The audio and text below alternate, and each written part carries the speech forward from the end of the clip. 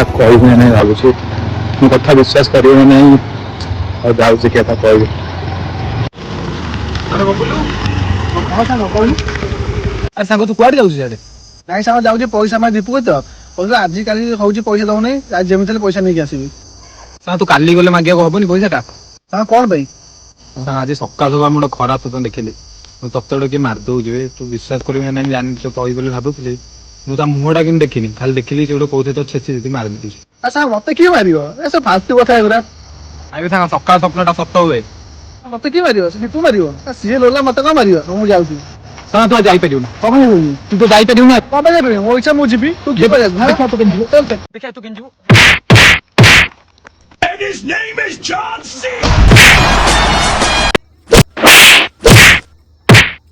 ମୁହଁଟା କିନ୍ତୁ ଦେଖିନି, ଖାଲି ଦେଖିଲି ସେ ଗୋଟେ କହୁଥିଲେ ତ ଛେଚି ଛେଚି ମାରିଦେଇଛି। कैसे कैसे लोग रहते हैं यार।